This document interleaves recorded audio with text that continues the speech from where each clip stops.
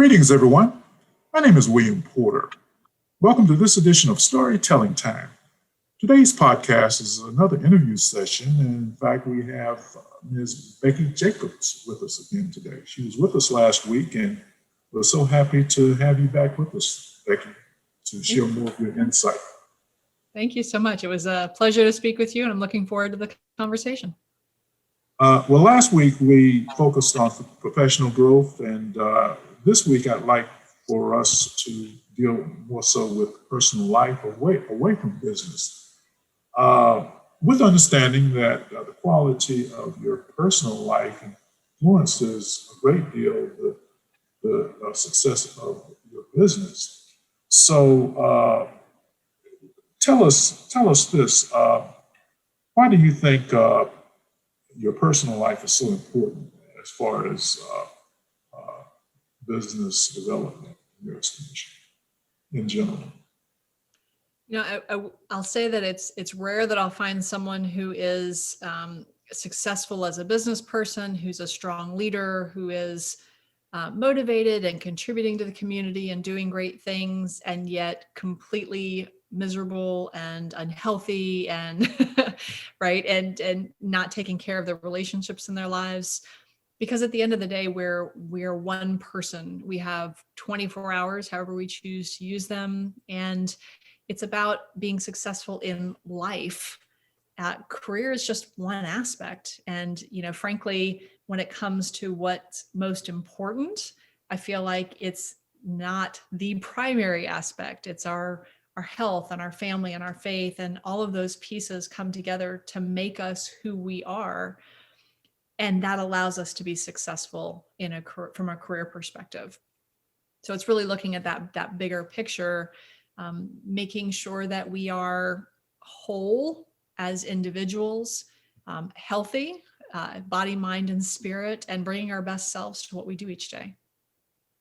Well, you mentioned last time what you do away from business. We talked about, of course, healthy outlets, and you talked about exercising, and also you mentioned doing it for your sanity as opposed to vanity. Yes. Could you repeat that for maybe some of our viewers and listeners who may not have caught that? Mm-hmm. Yeah, about what you said last week? Sure. Sanity versus vanity. Yes, I use that saying often because I think many perceive exercise as something that's done for weight management, the number on the scale. It's a should. I should work out. I should eat healthy, as opposed to really being critical to our success in life. It's what brings us energy and creativity and motivation. And, you know, those who are committed to doing it regularly will say, I just can't function without it. It's what gives me the energy and the joy and that rush of just happiness, because I'm doing something that I enjoy doing as opposed to seeing it as a chore. I say exercise for sanity and not just for vanity, because there is so much of a mental impact that comes from physical activity. This doesn't mean that you have to run marathons. It doesn't mean that you have to do, boot camp style, high intensity. Frankly, whatever it is that brings you joy and gets your heart pumping, do that. Get your blood flowing, get the energy going in your body. But that's what really allows you to be successful. That's what drives many people forward, especially when it's viewed as something that's part of your life as opposed to one more obligation that you need to check off the list. Well, I want to transition now into faith. Mm-hmm. And you mentioned that in the mastermind meeting where you gave your presentation, you mentioned that courage is not the absence of fear. Courage is being afraid and doing it anyway. Yes. And so basically, you said that courage is another way of saying faith. So my question is, what exactly is the difference between courage and faith? That's a great question. I think for me, faith is knowing that no matter which step you take next, you will figure it out, right? It's that um, understanding deep in your soul that you have what it takes to keep putting one foot in front of the other and pushing yourself through whatever it is you're tackling. I think courage is what often gets people started, right? It's that sense of leap and the net will appear. I think in many ways they're very much connected and related. I've got a painting in my bedroom. It says, "Faith is stronger than fear." It's recognizing that courage and faith are intertwined in many ways. It's what pushes you forward. But I think faith is knowing that no matter what happens, you're going to be okay. You're going to keep taking one step after the other. And in some ways, courage is what gets you started, right? It's that first step, if you will, into that darkness. But I think they're very related. And, we often see those who are successful, or maybe they're standing on a stage in front of thousands of people, or, doing something that we would consider, impossible. And we think they must be just filled with this, this courage and how much you would admire that. And the reality is many of them will tell you that they're scared to death and they're doing it anyway. Right? You don't have to, you don't have to get to the point where you are 100% confident. You just have to keep taking each step one after the other. And that's what ultimately drives you forward. It's having that faith that you will figure it out. I was talking to a public speaker not too long ago. As a matter of fact, he gave an interview and he mentioned that every time he speaks, he has these nerves or these lumps in his stomach. And but he loved that because otherwise he didn't think he would be humble enough to really communicate what he wanted to communicate. So you have to move into whatever you're doing, sometimes being afraid, but as you indicated, you do it anyway. And usually things happen the way they should happen, simply because we have a lot of help, divine help, as you know, as you indicated. But speaking of that divine help, I want to stick with outlets, healthy outlets. And I'd like to ask you, if you would consider faith as being one of these outlets that can keep you or keep your sanity, or would you say that faith is more than just an outlet? It's a part of your whole being. What do you have to say about that? Do you separate the two? I often say faith is a foundation that you build on, like that you build most of your life upon. And I would say an outlet would be prayer, for example, or expressing your faith through service or helping others. For me, that's an outlet, right? Anytime I can help someone else in their journey or just provide some encouragement, I feel like that's me exercising my faith. And that's an outlet because it feels good to help other people. It feels like you're living out the purpose for which you've been created. So I would say faith is the foundation that we build our lives upon, but there are also outlets where you're expressing your faith either through prayer or through service that allow you to, maintain that healthy body, mind, and spirit that you need to thrive in life. Great. Well, let me ask you this. Do you have a favorite scripture? And how does it help you in both your personal as well as professional life?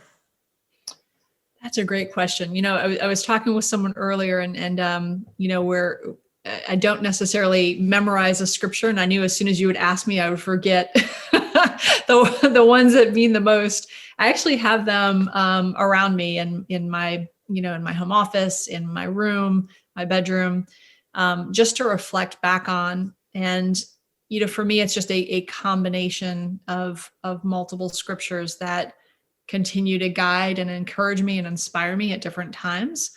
Whether it's reading a daily reflection and just saying that's exactly what I needed at the right time. But I wouldn't say that I necessarily have a favorite. Well, let me give you a favorite scripture of mine. Right. Maybe you can make a comment on that. And that happens to be Romans 8:28, and you may be familiar with it. It says that all things work together for the good to those who love God, to those who are the called according to his purpose. So how do you see this particular scripture as relating to your success in business? That's a good question. I feel like when we're doing what we feel called to do, that's how we can ultimately add the most value to our community, to others around us, how we can truly be of service. Not being afraid to use our gifts, even if we at times feel like not ready, not prepared, right? This isn't, I need more to be my best possible self, but really stepping out with that faith that I'm doing what I've been prepared to do. I've often heard God doesn't call the prepared, he prepares the called. And knowing that this is what you're sent to do. So just keep putting one foot in front of the other and you'll figure it out. He's there to guide you. But this is really interesting to me, at least, because the scripture says that for those who are the called, and what this implies to me is that maybe we've been called much earlier than we think. Way back, I mean, most of us have a background in faith, and quite often experience reflect that. At least my experience, I can think back to when I was very young, 4, 5, 6 years old, and some of the things that happened at that early age, I can see now, reflecting back, that it was a benefit, actually. Mm-hmm. Things that happened at that time. Now, of course, at that time, I didn't think so. I didn't think anything about it. But in other words, I think that we may have been called much earlier, and then eventually we come around to doing what we were supposed to do. And I'm thinking about the Apostle Paul, for example, in the scripture, where he was knocked down from his horse on the road to Damascus. But I would think that he may have been called much earlier than that. In other words, God saw him in terms of what he ended up doing in leading the people through his writings much earlier than that, much earlier than that, when he was on the road to Damascus, when he was persecuting Christians, for example. So anyway, that's kind of interesting as far as that particular scripture is concerned. I thought I would kind of add that. Do you have any comments on that, or not? Well, I think as humans, we're all called to serve others. We're all called to use our gifts and our talents to make a better life for ourselves, for our communities, for our families.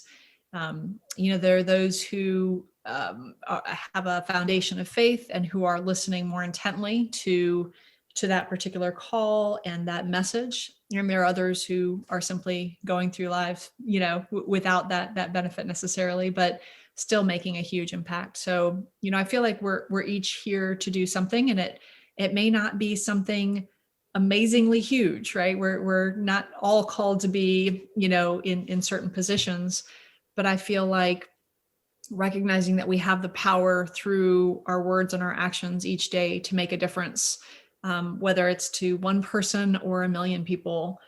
It's recognizing that that's our responsibility, and to use our gifts in the way it's intended, and to let others serve us.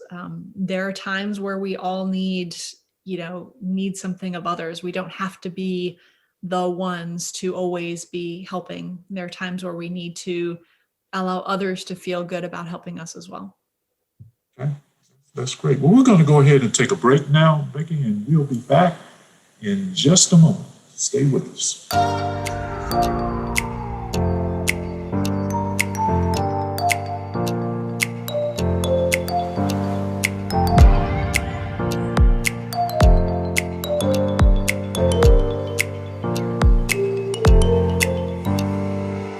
Welcome back. I'd like to switch gears a little, Becky, and I want to ask you about some current events that we're dealing with. We've been in a virtual environment for almost a year now. How has your family been during this time, and have you all been able to cope effectively with this coronavirus? Yeah, well, it's interesting. When we say we've been in a remote environment, I've actually worked remote out of my home office for more than 7 years. So, and prior to that, I managed teams that were often dispersed around the world. So, for me, working in this video conference world is nothing new. My husband transitioned to working from our home office before the virus struck. So that was in January of last year. So from a working perspective, we were kind of used to it. It was just how we've already gone through the adjustments. My kids have adapted the best they possibly could. Like most kids, online learning is not the same. I think what it's taught us, and frankly, opening Christmas presents over Zoom is weird, but it's better than nothing. So I feel like just like most families have done, it's not what you would have wished for, but we're making the best of it. I think it makes us even more intentional about reaching out to people because you're worried about them, right? It's not just business as usual. It's making sure, how are you doing? Is there anything I can do to help? For those, frankly, who have young kids, my brother and sister-in-law have a 2-year-old at home, and she is a teacher. They also have, two children, and one in middle school, one in high school. So when I see families that have to deal with that dynamic, I think, oh my gosh, right? How do you get through each day with sanity? But it reminds me to reach out and to encourage and, just connect. So I think that it's reminding us, this virus, this pandemic, this isolation is reminding us that we need social connection, not just our families, which are lovely, but it's all of the other aspects of social connection and social well-being. It's our faith communities, it's our, friends, it's our work, our coworkers. We need all of those other people. Kids need friendships and teachers and coaches. So I think more than anything, it's reminding us of the value of that human connection. And my hope is that we won't forget that once whatever normal ends up being, once we're able to connect and do these things again. And there's a great deal of efficiency that has come out of being remote. There are people that I've been able to connect with, and all of a sudden virtual coffee is not weird.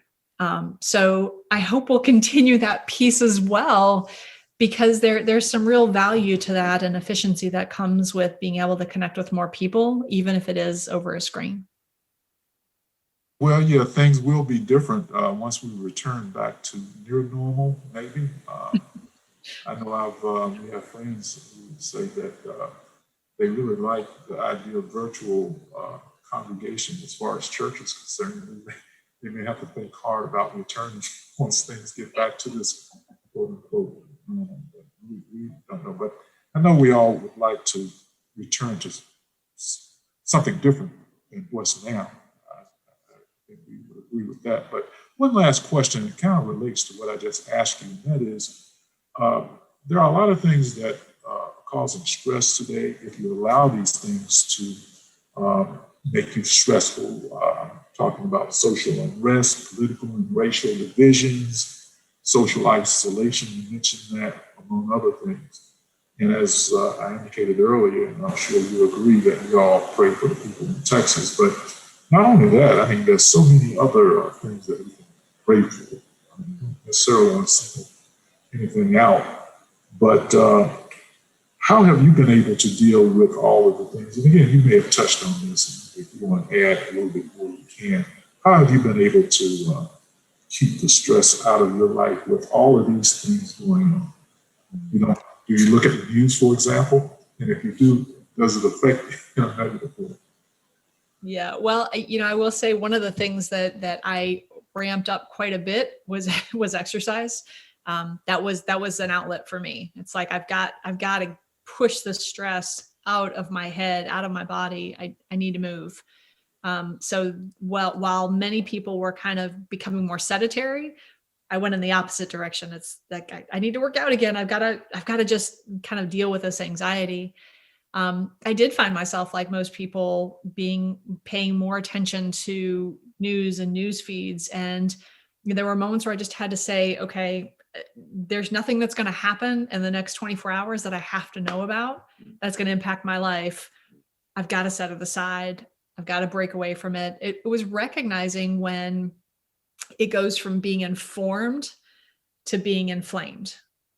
And, you want to be passionate and purposeful about, helping to be part of change where possible, but you can't do that if you are kind of overwhelmed by emotion that isn't controlled and directed.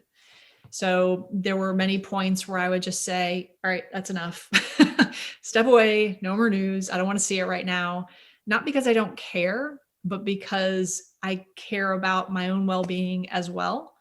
And, frankly, reading 5 more news stories isn't going to provide positive value. It's just going to get me spun up. So stepping away from news was helpful. I get outside every day. Doesn't matter what the weather is. I don't like cold. This is not my favorite time of year. I don't like to be cold and wet, but I'm going to get outside anyway, because I just have to step away from the same 4 walls. I'm a water person, so my happiest time is out in the kayak and just kind of quiet stillness. But it's recognizing when you need those times to step away and to just, what's causing you that anxiety? What's that source? And you can control it more than you realize. Certainly have to prioritize. There's no doubt about that. What's important in life. And I'd like to say that among the things you said, not only this week, but also last week, I love the idea that of you putting God first, then your family, then your business. That comes last. But it's kind of interesting that if you put the first 2 before business, it's amazing how that affects your business, making it even more profitable and worthwhile. So I applaud you as far as that is concerned. Well, listen, again, I know you did this last week, but give the people your contact information if they'd like to get in touch with you. Absolutely. Well, you can see all of our social media links and all of that information on our website, simplechange.com. And you can reach out to me directly at Becky@simplechange.com. Well, Becky, I'd like to thank you for being with us over the past couple of weeks. It's been very insightful. And I'd like to thank also our audience for tuning in. And I would like to say that, again, if you're going through something that you would not like going through, or if it's good or if it's bad, just keep in mind that there's always more good things coming through down the road. So we'll see you next time.